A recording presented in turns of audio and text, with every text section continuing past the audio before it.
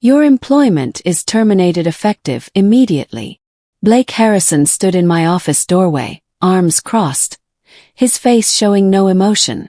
Behind him, Patricia from HR clutched a manila folder against her chest. I looked up from my computer screen where the compliance report still glowed, the same report I had submitted 3 days ago.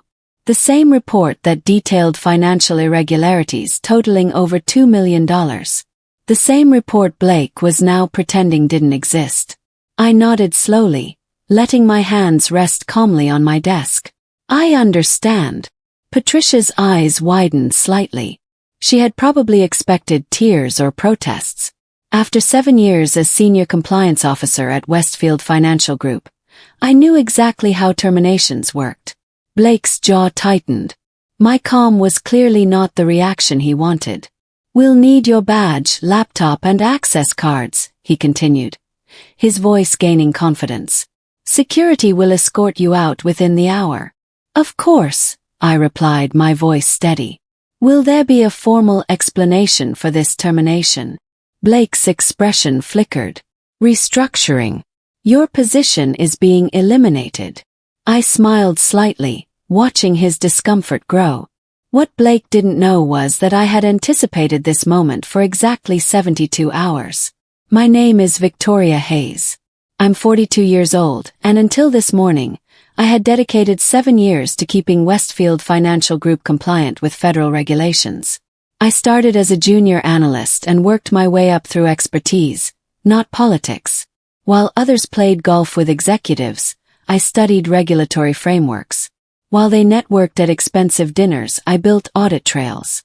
3 months ago, I noticed something odd during a routine quarterly review. Small discrepancies in loan approvals. Nothing dramatic enough to trigger automatic flags, but patterns that made my trained eye pause. Loans approved without proper documentation. Credit checks bypassed. Risk assessments completed in minutes that should have taken days. I started digging deeper, documenting everything in my personal encrypted files. Late nights at the office, cross-referencing transaction codes, pulling archived reports. The picture that emerged made my stomach turn.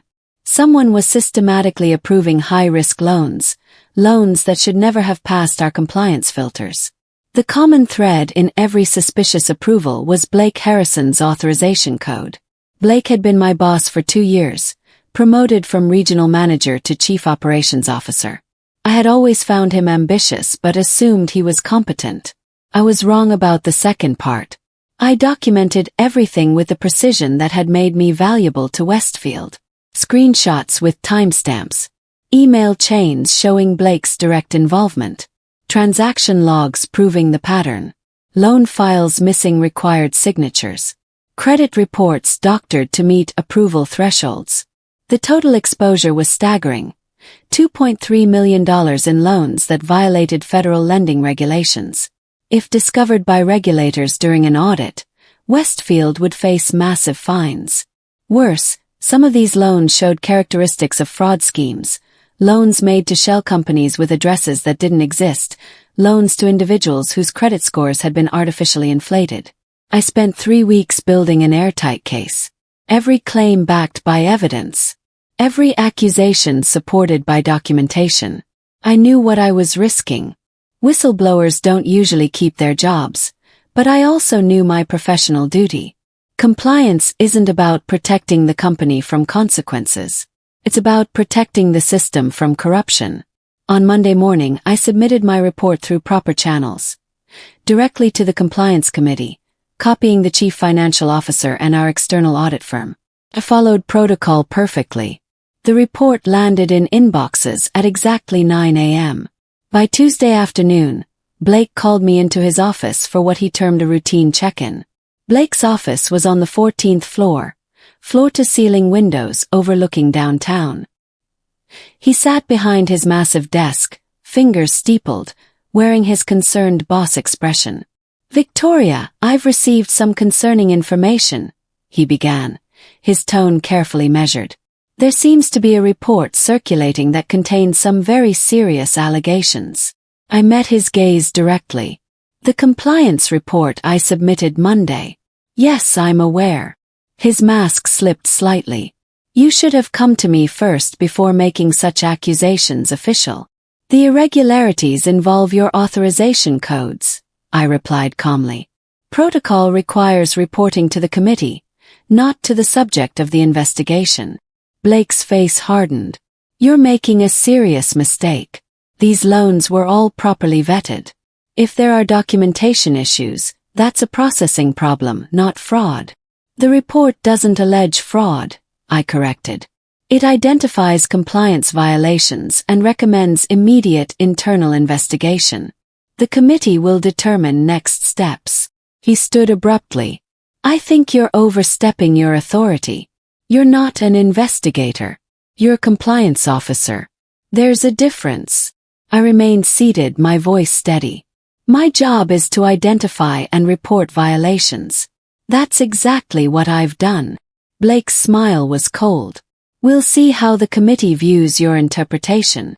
Wednesday morning, I arrived to find my access to several key systems had been revoked. My login credentials no longer worked for the loan approval database, the audit trail system, or the transaction monitoring platform. The systems I needed to do my job. I immediately filed a formal complaint with IT and HR, documenting the access removal. Patricia from HR responded with a vague email about system maintenance and security updates. But I had worked in compliance long enough to recognize retaliation when I saw it. I began backing up everything from my personal files, documents I had created on my own time using my own laptop, research I had compiled before submitting the official report. I transferred everything to an encrypted cloud drive, one Blake couldn't access or delete. That afternoon, I received an email from the compliance committee scheduling a meeting for the following Monday to discuss my report. 7 days away. In that time, Blake would have plenty of opportunity to cover his tracks, manufacture explanations, or worse. I sent a carefully worded email to the committee chair requesting an expedited review given the nature of the violations. The response came within an hour. The timeline stands, standard procedure for preliminary reviews. Standard procedure. Unless someone was deliberately slowing the process. Thursday passed with unusual quiet. No emails from Blake. No summons to his office. The silence felt ominous, like the stillness before a storm. I continued my regular work, reviewing routine compliance matters, but my mind kept circling back to those loan files. Friday morning brought the storm. Blake appeared at my office door with Patricia, delivering my termination with the emotion of someone ordering coffee. I had anticipated this possibility, but experiencing it still sent adrenaline through my system. They wanted me gone before the Monday committee meeting. I drove straight to a coffee shop 3 blocks from my apartment and opened my laptop. My personal email already showed responses. The compliance committee acknowledged my notice, stating they would continue their review. The external auditors responded with more interest, requesting a meeting to discuss my findings. The federal regulators took longer, but their response came Saturday morning. They were opening a preliminary inquiry and would be contacting me for a detailed statement. They also noted that termination of employees who report compliance violations could constitute retaliation under federal whistleblower protections. I spent the weekend organizing my evidence into a clear timeline, preparing for whatever interviews or depositions would follow. My phone rang repeatedly with calls from former colleagues, word of my firing spreading through Westfield's offices. I let most calls go to voicemail, but answered when my closest work friend, Danielle, called. Victoria, what happened? Her voice was urgent.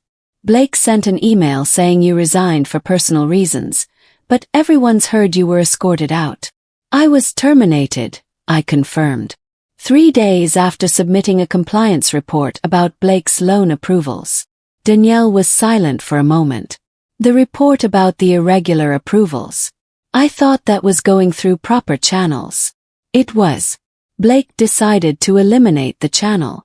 Monday morning I didn't have to wake up for work, a strange feeling after 7 years of routine. Instead, I received a call at 8 a.m. from an attorney named Catherine Mills, who specialized in whistleblower cases. Ms. Hayes, I've been retained by the Federal Banking Commission to coordinate with you regarding your report on Westfield Financial Group, she explained. They're moving forward with a formal investigation. That was fast, I said, surprised. Your documentation was exceptionally thorough, Catherine replied. Most whistleblower reports require months of follow-up investigation. Yours provided enough evidence to justify immediate action. The Commission has already issued a preservation order to Westfield requiring them to maintain all records related to the loans you identified. I felt a smile forming. Blake won't be happy about that. Mr. Harrison has retained counsel, Catherine said dryly, which suggests he understands the seriousness of the situation. I need you to come in this week for a formal deposition. Everything you say will be under oath and part of the official investigation record. We scheduled the deposition for Wednesday. After hanging up, I allowed myself a moment of satisfaction. Blake had fired me thinking that would end the problem. Instead, he had just escalated it to federal level. Tuesday brought unexpected news. I received a call from Danielle, her voice tight with barely controlled excitement. Victoria, you're not going to believe what happened. The entire executive floor is in chaos. Federal investigators showed up this morning with subpoenas. They're taking boxes of files from Blake's office. I sat up straighter. Already? They've been here since 7 a.m. Blake arrived at 8 and went pale when he saw them. They escorted him to a conference room and he's been in there for hours. Patricia from HR is crying in the bathroom. The chief financial officer got taken into a separate room. It's complete chaos. I processed this information carefully. The federal investigators were moving faster than I had anticipated. That usually meant they had found something even worse than what I had reported. Has anyone mentioned my name? Yes. Blake tried to claim you fabricated evidence because you were angry about performance reviews, Danielle said. But apparently the investigators already have verification from external sources. Whatever you gave them, Victoria, it's airtight. After we hung up, I sat quietly in my apartment, processing the speed of events. I had expected an investigation to take weeks or months. The fact that federal agents were already on site suggested my report had triggered something bigger. My deposition Wednesday took 4 hours. I sat in a conference room with Catherine Mills, 2 federal investigators, and a court reporter documenting every word. They walked through my evidence methodically, asking detailed questions about each loan file, each irregularity, each piece of my documentation. How did you first identify the pattern of violations?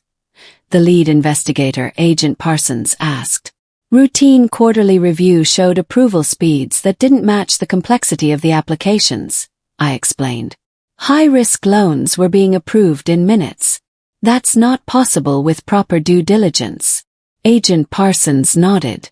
And when you traced the authorization codes, what did you find? 87% of irregular approvals over a 6-month period carried Blake Harrison's authorization code. The pattern was statistically impossible to be coincidental. They showed me documents I hadn't seen before, loan files from dates earlier than my investigation covered. Do these show similar patterns? Agent Parsons asked. I examined them carefully. The same shortcuts, the same missing documentation, the same authorization code. Yes, these match the pattern exactly. Where did these come from? We pulled files dating back 3 years, he said quietly. Based on your report's timeline, we expanded the search parameters. The violations go back much further than you documented. My stomach dropped. 3 years. Blake had been doing this for 3 years. After the deposition, Catherine walked me to my car. You did well in there, she said. Your testimony is going to be critical to this case. How big is this case? Yes. Agent Parsons mentioned 3 years of files. Catherine's expression was serious. Between you and me, your report opened a much larger investigation. The Commission has been monitoring Westfield for other reasons. Your evidence provided the specific thread they needed to pull. This goes beyond Blake Harrison. How far beyond? Felt my pulse quicken. I can't discuss active investigation details, Catherine said carefully. But I can tell you that your job termination is being treated as a serious retaliatory action. We're building a case for whistleblower protections, which includes reinstatement and compensation for damages. I shook my head. I don't want to go back to Westfield. You might not have to, Catherine replied. But you deserve compensation for what they did. And your testimony might prevent this from happening to others. I drove home processing her words. My simple compliance report had apparently uncovered something much larger. Blake's scheme was just one piece of a bigger puzzle. Thursday morning my phone rang with an unknown number. I almost didn't answer, but something made me pick up. Is this Victoria Hayes? The voice was professional, female, unfamiliar. Yes, who's calling? My name is Andrea Walsh. I'm the Director of Compliance for the Federal Banking Commission's Eastern Region. I'd like to meet with you today if possible. The director herself. This was definitely bigger than I had realized. We met at a downtown office building 2 hours later. Andrea Walsh was in her 50s, sharp-eyed, carrying herself with the confidence of someone who had seen every financial scheme imaginable. Ms. Hayes, your report was exceptional work, she began without preamble. The level of detail, the documentation quality, the clear presentation of evidence. Where did you learn investigative technique? 7 years of compliance work, I replied. And a natural tendency toward thoroughness. Andrea smiled slightly. Thoroughness is an understatement. You built a federal case without realizing it. Do you understand the scope of what you've uncovered? I shook my head. Catherine mentioned it goes beyond Blake Harrison, but I don't have details. Andrea pulled out a tablet, showing me organizational charts and timelines. Blake Harrison wasn't acting alone. The loan scheme you identified was feeding a larger mortgage fraud operation. The high-risk loans were being bundled and sold to investors as low-risk securities. It's a smaller version of what caused the 2008 financial crisis. My hands felt cold as I processed Andrea's explanation. Blake wasn't just cutting corners on compliance. He was part of an active fraud scheme that put investors at risk. How many people are involved? I asked. We're still investigating, Andrea said. But it extends to at least 3 other Westfield executives and possibly executives at partner institutions. Your report gave us Blake Harrison. His emails and files gave us the others. Why are you telling me this? I asked carefully. Andrea's expression softened slightly. Because you're going to be asked to testify when this goes to trial. You need to understand what you're stepping into. This isn't a simple compliance violation case anymore. This is federal fraud prosecution. The defendants will have expensive lawyers trying to discredit you. I met her gaze steadily. I documented everything. My evidence is solid. I know it is, Andrea replied. That's why I'm here. The commission wants to offer you a position as a consultant on this investigation. We need someone who understands Westfield systems and can help us navigate their documentation. Someone we can trust. I hadn't expected this. You want to hire me temporarily as an expert consultant. The pay is substantial and it keeps you involved in seeing this through. Plus it sends a message to Westfield and others that we protect whistleblowers, not punish them. I thought about Blake's confident smirk as he fired me. When do I start? My first day as a federal consultant started the following Monday, 2 weeks after Blake had terminated my employment. I walked into the Federal Banking Commission's regional office, received a temporary security badge, and was shown to a small office with a desk, computer, and boxes of Westfield files. Agent Parsons briefed me on my role. We need you to review these loan files and flag any that match the pattern you identified. We've pulled everything from the past 4 years, but we need an expert eye to determine which ones are part of the scheme. The work was exactly what I was good at. Detailed analysis, pattern recognition, documentation. I spent 10-hour days reviewing files, cross-referencing approval codes, building timelines. Each file I flagged as suspicious went into the growing case against Blake and his co-conspirators. During my second week, Danielle called with an update from inside Westfield. Blake's been suspended without pay, she said. The chief financial officer resigned yesterday. There are rumors the whole executive team might be replaced. And Victoria, they're asking about you. Who's asking? The interim CEO. She's cleaning house, trying to figure out who knew what and when. Your name keeps coming up as the person who tried to stop this. I felt a strange mix of vindication and sadness. Westfield had been my professional home for 7 years. Watching it implode was bittersweet, even knowing it was necessary. 3 weeks into my consulting work, Catherine Mills called with significant news. The commission is filing formal charges against Blake Harrison and 4 other Westfield executives, she announced. Securities fraud, wire fraud, conspiracy to defraud investors. They're looking at serious prison time if convicted. 4 others. Yes. Who besides Blake? Catherine listed names I recognized. The chief financial officer who had resigned, 2 regional managers, and surprisingly, Patricia from HR. Patricia. I was shocked. She seemed like she was just following orders. She was helping falsify employment records to hide the scheme, Catherine explained. When Blake needed to explain why certain loans were approved without proper review, Patricia created fake personnel files showing those positions were vacant. She was actively participating in the cover-up. I thought about Patricia's nervous face during my termination, the manila folder clutched to her chest. She had known exactly what she was helping hide. The arraignment is next week, Catherine continued. You don't need to attend, but I thought you'd want to know. Also, Westfield's new CEO has reached out about meeting with you. That caught my attention. About what? She didn't specify, but my guess is they want to make amends. Bad publicity for a financial institution to be seen retaliating against whistleblowers. The meeting with Westfield's interim CEO, Angela Porter, took place in a neutral location, a law office conference room downtown. Angela was in her early 60s, a crisis management specialist brought in to rebuild Westfield's reputation.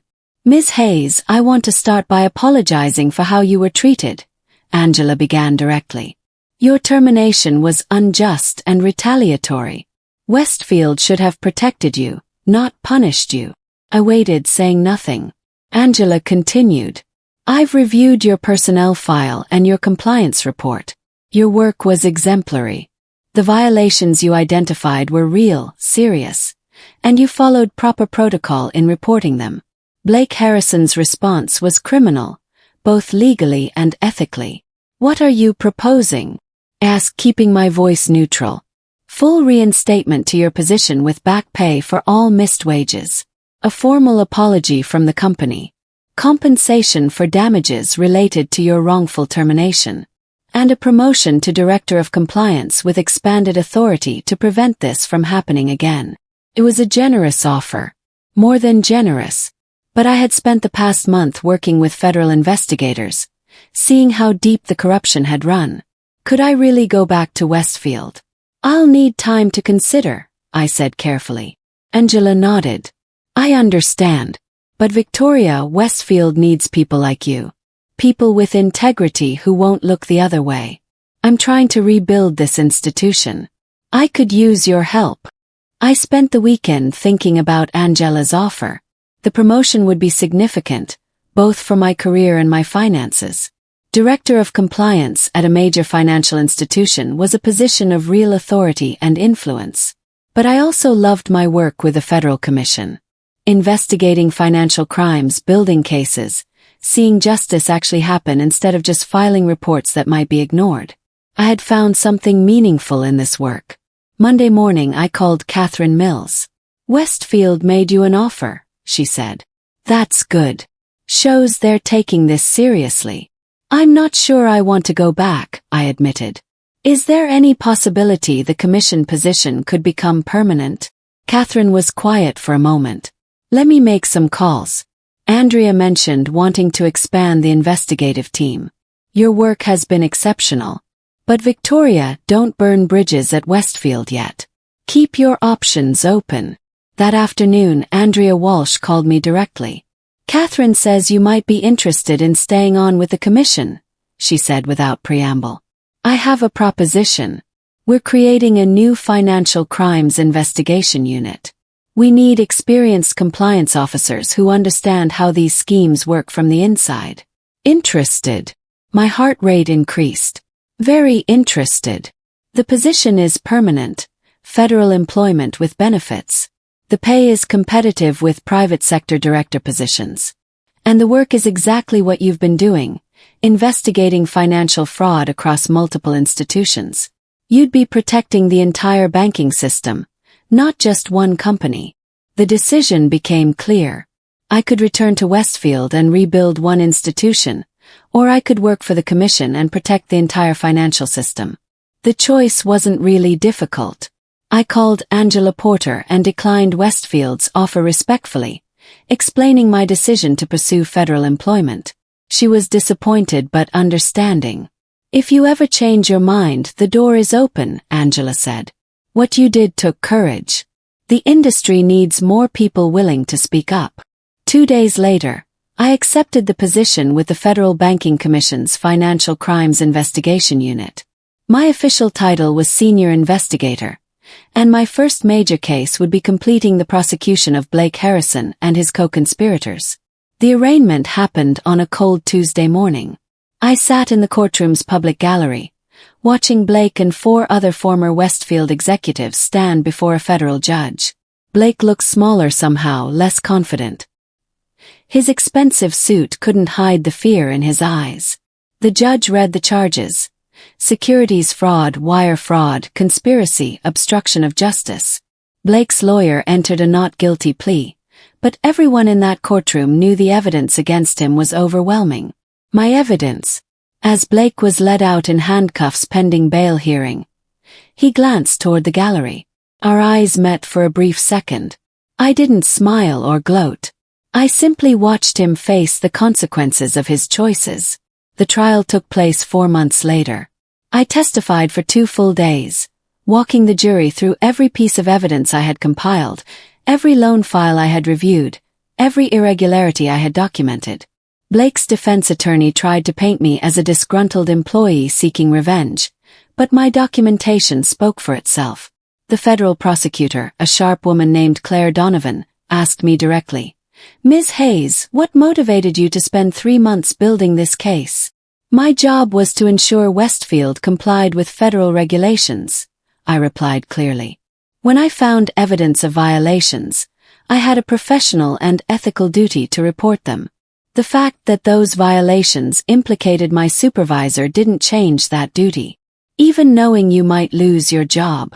Compliance isn't about protecting the company from consequences. It's about protecting the financial system and the public from fraud. That duty doesn't disappear because it's inconvenient or risky. The jury deliberated for 6 hours.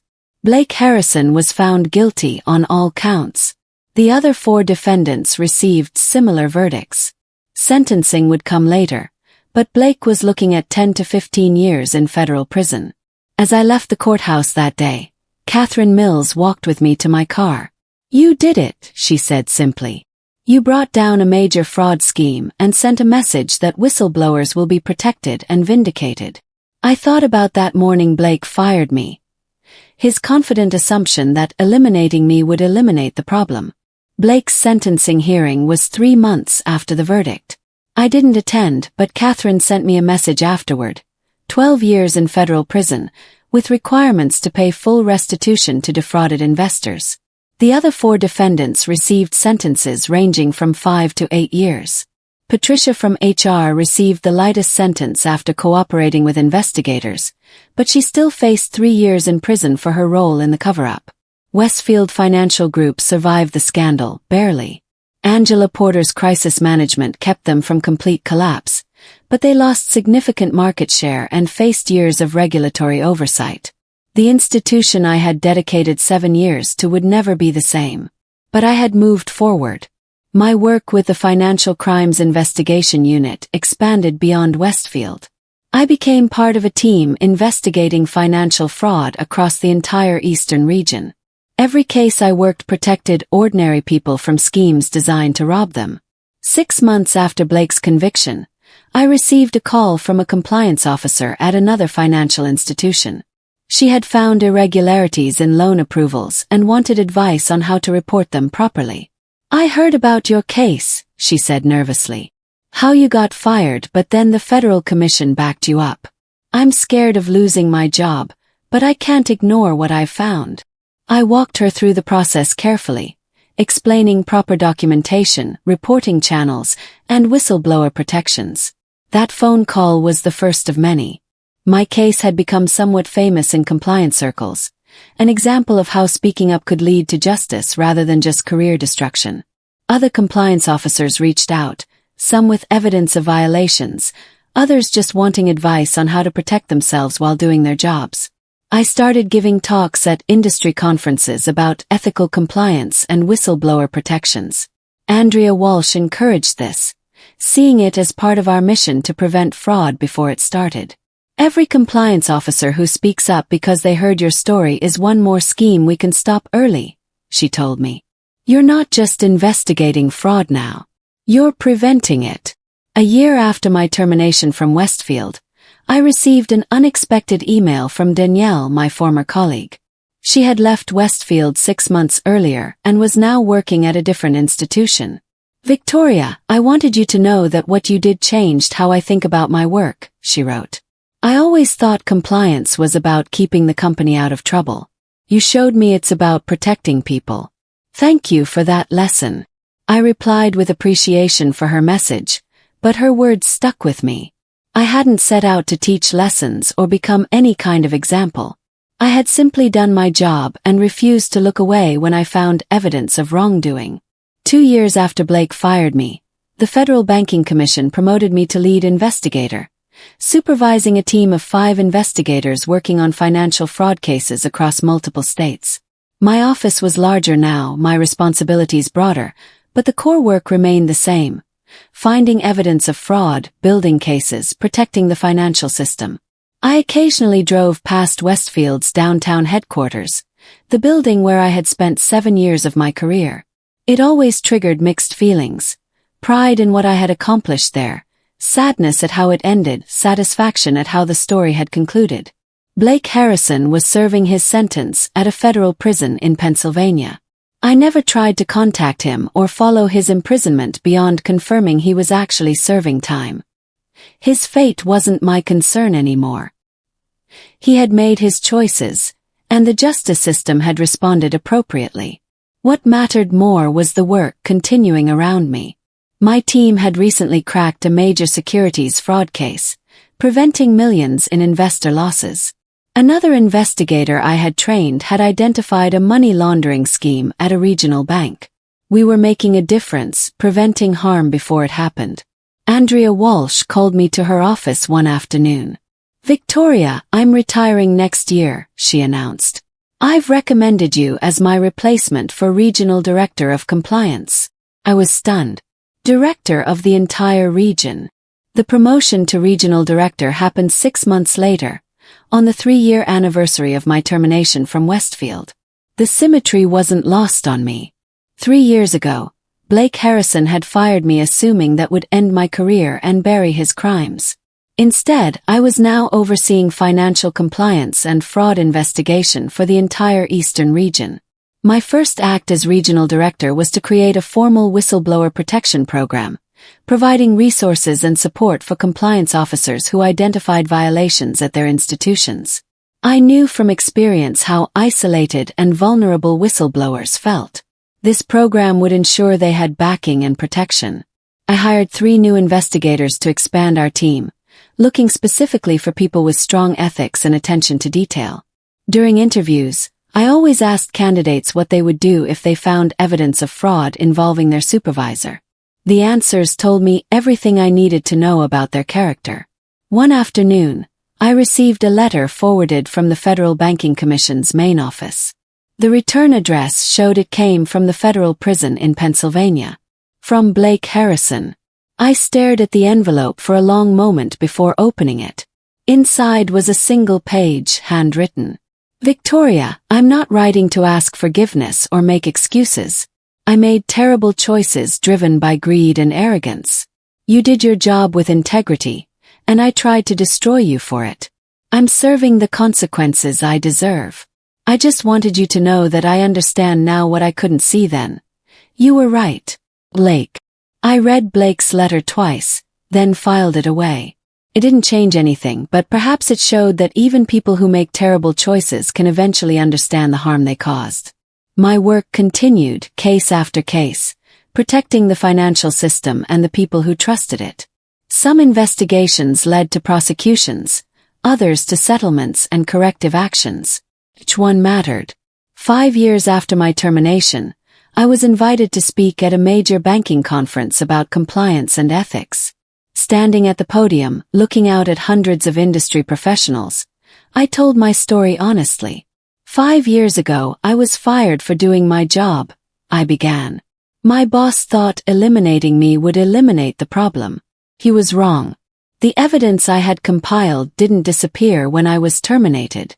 It became the foundation of a federal prosecution that sent 5 people to prison and prevented millions in fraudulent losses. I paused, letting that sink in. I'm not telling you this story to portray myself as a hero. I'm telling it because every person in this room will eventually face a choice. Report violations you find or look the other way. That choice defines who you are as a professional and what kind of system we're all building together. The speech received a standing ovation, but more importantly, it sparked conversations. Compliance officers approached me afterward, sharing their own stories, asking for advice, committing to speak up when they found problems. That's when I knew my forced departure from Westfield, as painful as it had been, had led me exactly where I needed to be. Not just investigating fraud, but changing the culture around compliance and whistleblowing. Blake Harrison had fired me thinking he could bury the truth. Instead, he had unleashed it. And in trying to silence one compliance officer, he had created a voice for thousands of others.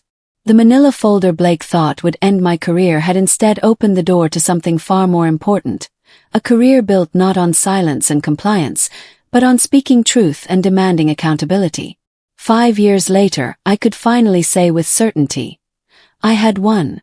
Not just the case but something more valuable. I'd found my purpose.